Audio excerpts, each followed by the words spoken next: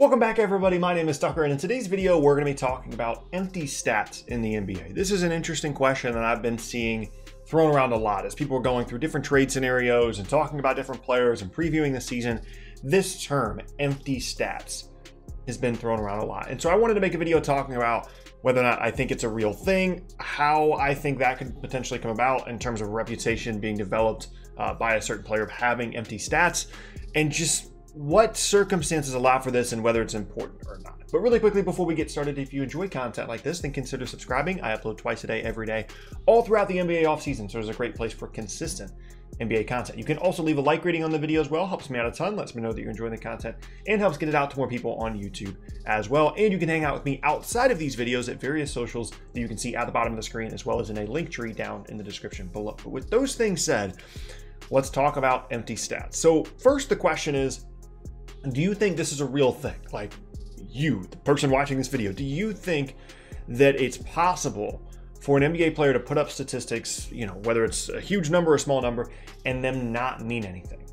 I personally think that that's absolutely the case, and it's actually a pretty significant part of the evaluation process when you're looking at players on other teams that you're potentially looking at acquiring via free agency or via trade, or when you're evaluating draft prospects. Potentially not just empty stats, but overinflated stats, because as we know, statistics do not necessarily drive winning. So with that pointed out, what kind of circumstances allow for a player to put up stats that are quote unquote empty? Well, there's three different ways for me. The first is that a player puts up huge numbers because of the system that they're playing in, and or they're on a bad team and somebody needs to put up numbers. Somebody needs to score the ball. So the system thing is something that gets pushed on to someone like James Harden a lot, where people are talking about, well, if he wasn't in D'Antoni's system, he wouldn't be averaging the same amount of assists or points that he is. Or on a team where the pace is incredibly fast and there's a lot of possessions where they're scoring the same amount of points per possession, but because there's so many more possessions than another player, it looks like they're better if you look specifically at their points per game or their assists per game or whatever. The other case is, again, a very common one, and that is where there's a player that is putting up big numbers on a team that just isn't any good. But it's not because they're necessarily doing anything wrong. It's just because the team is bad and they kind of have to score and they kind of have to play make. An example of this would be potentially, if you're of this opinion, Trae Young. Some people make the case that Trae Young puts up empty stats and stats don't mean anything. Or even other players on that Hawks roster like John Collins, because they look at that situation previously before the season and think, there's not a ton of talent on that roster, and I get that, but they're really not winning basketball games. Those stats are empty, and Trae Young isn't actually a player of the caliber that's putting up the points and assists that he is. That is a very, very common one, and arguably the most common way that we throw around this phrase of empty stats.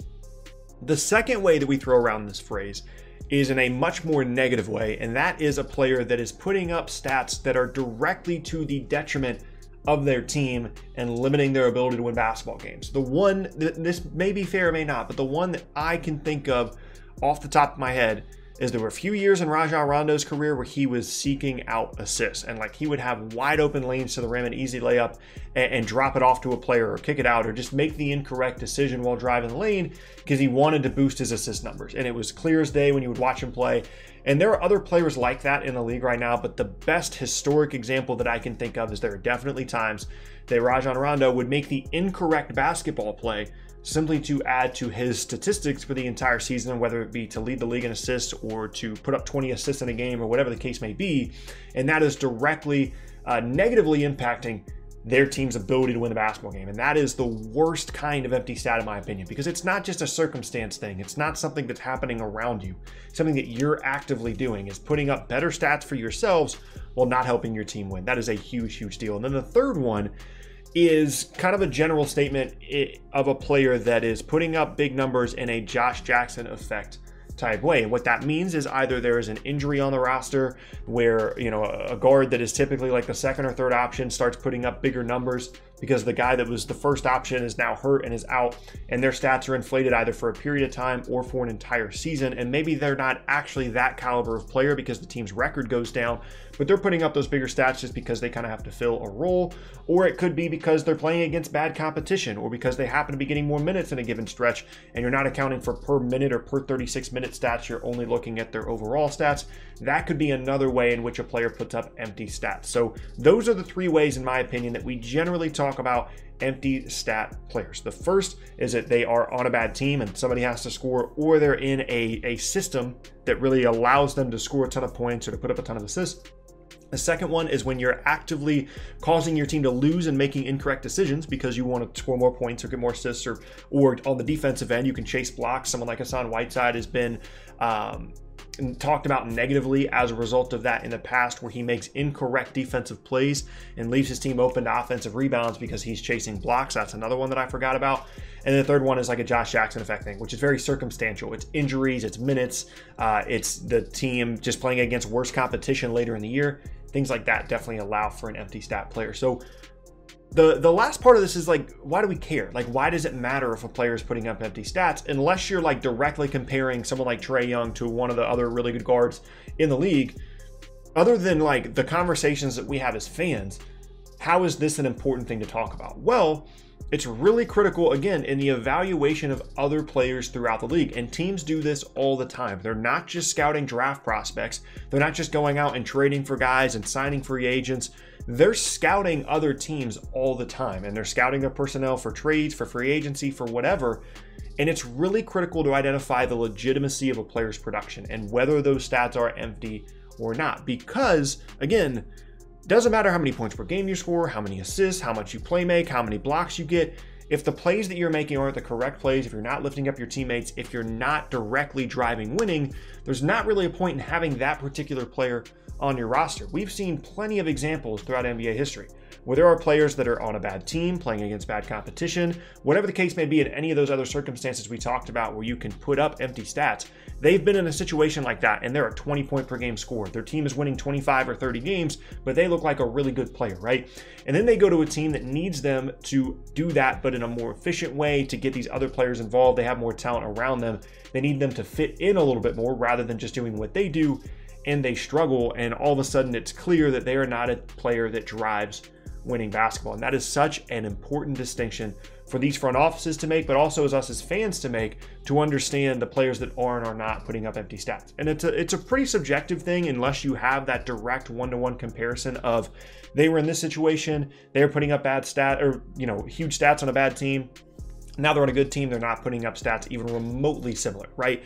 And they're clearly not a player that drives winning. It's a little bit more difficult to tell than that at times. And you can talk about players like potentially Trae Young or John Collins. You can talk about players like James Harden, Buddy Hield. You can go around the league and point out players that you think are putting up empty stats. But for me personally, that's kind of how I define it, is in any of those three circumstances.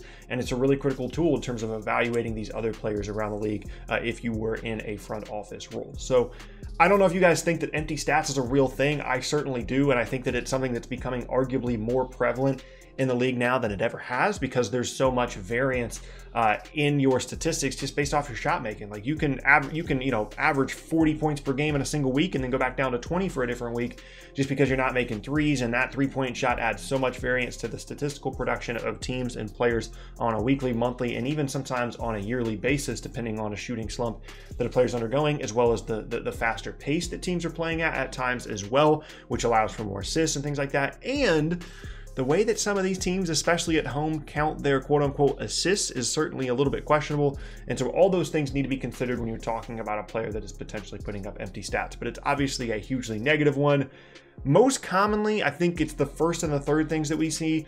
You don't really see a ton of guys that are actively chasing stats and making their team worse. It does happen, but it's not so egregious and it's not so obvious as a couple of the other circumstances that we talked about here with empty stats. But I'm curious to know down in the comment section below if you guys think that this is a real thing, and if so, if you think that it's most common out of any of the three things that I mentioned, or if you think that, there's another circumstance in which a player can be putting up empty stats outside of the 3 that I mentioned. I'm interested to see what you guys have to say down in the comment section below about this whole empty stats conversation. But that is going to be the end of today's video, and I thank you all very much for watching. Once again, my name is Tucker. If you missed any of my previous videos, then be sure to check out the boxes on screen. Thank you guys for all the support all throughout this offseason with all the different videos. I know I've got a lot of content coming out, you guys. I know a lot of you are enjoying it, and I appreciate the support all throughout the last couple of months of the offseason as we get ready here within like 10 days or so to start next NBA season. Hope you guys have an awesome rest of your day, and I will see you all next time.